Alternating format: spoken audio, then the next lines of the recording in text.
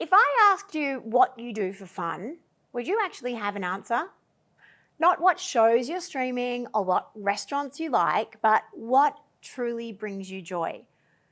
Today, we're tackling the challenge of adult play and how to rediscover it, how to prioritize it, and how to integrate it into your life without feeling like you're adding another item to your never-ending to-do list.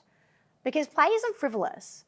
It might be the missing piece in your chocolate bar life.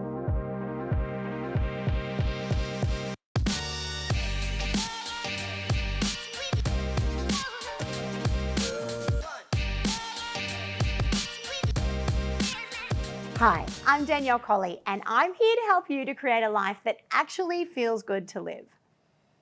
In chapter 30 of my book, I share my experience of joining a choir called Earth, Wind and Choir. Cute name, hey?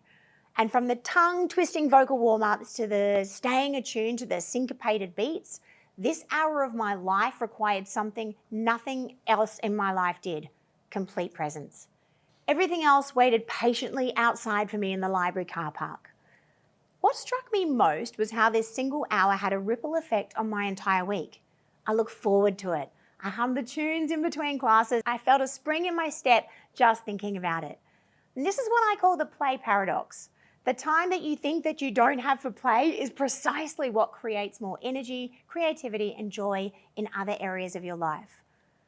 According to research published in the American Journal of Play, adults who engage in regular play activities report lower stress, right? They have greater productivity and stronger relationships. A survey by the Australian Bureau of Statistics found that the average Australian adult spends about 4 hours a day on recreation and leisure. But when they dug into what people classify as fun, 75% of participants stated that time was spent watching TV, right? And 36% that using the internet or devices. Is this what majority of us classify as play now? Not engaging in our senses or our imaginations, but staring at screens?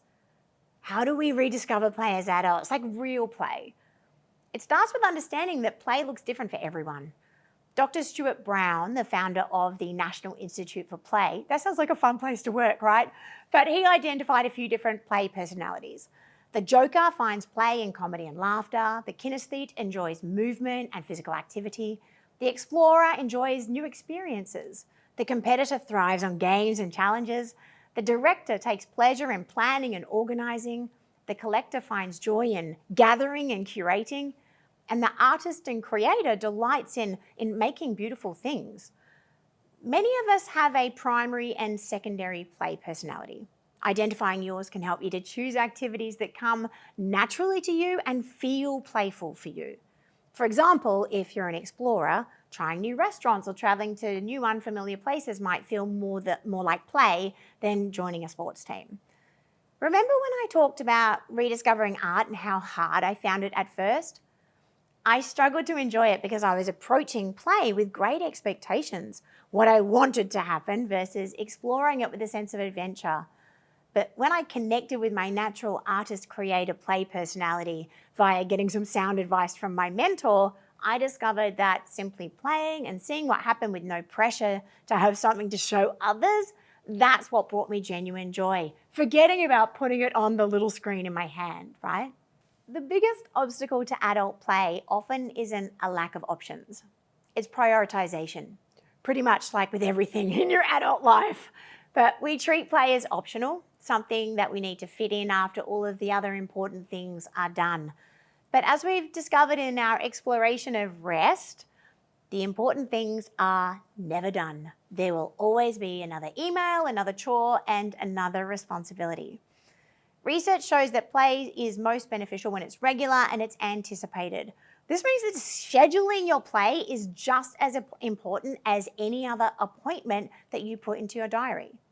What I've seen work most successfully for my clients is creating play dates with yourself, right? Scheduling non-negotiable playtime in your calendar, and that might just be 30 minutes a week. Finding a play partner, someone who enjoys similar activities and you can make regular plans with, then you've got social accountability, which makes you more likely to follow through. And then we've got play integration, looking for ways to bring playfulness into your everyday activities. Can your commute involve something more creative? providing that you're not concentrating on driving, in which case just stick to audiobooks or something, okay? Maybe dinner preparation could be a creative experiment. Creative play collection, right? So create a list of things that you find playful. So when you have the time, then you've got options ready and you're not left going, oh, I don't even know what I want to do. I don't know what I enjoy anymore. Remember that the goal here isn't to become a professional at your play activity. It's just to experience joy, right? Pleasure for pleasure's sake, creativity, freedom. As adults, we've become too focused on achievement and not enough on pleasure.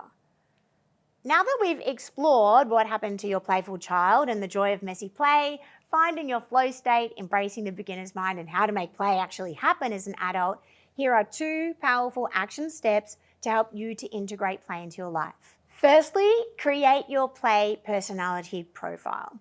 Take time this week to identify your primary and secondary play personalities, and then list at least 3 activities for each that would bring you joy. These don't need to be elaborate. They don't have to be expensive. Just simple activities that can spark genuine pleasure.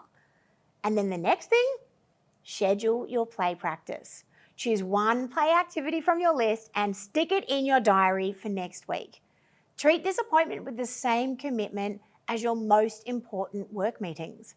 And notice how you feel before, during, and after this dedicated playtime.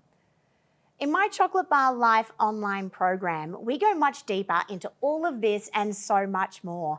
But these 2 action steps are your starting point to making play an essential part of your chocolate bar life. Congratulations on completing the play layer, the final delicious element of your chocolate bar life. You've rediscovered your inner child, embraced messy creativity, explored flow states, and learned the value of being a beginner. And then you've created strategies to help you to make play a priority. Remember, play isn't a luxury, it is essential. Honor your need for play. Your whole life will become more delicious when all the ingredients, work, rest, and play, come together in a flexible and delectable balance. I'll see you next time. And until then, be your own friend.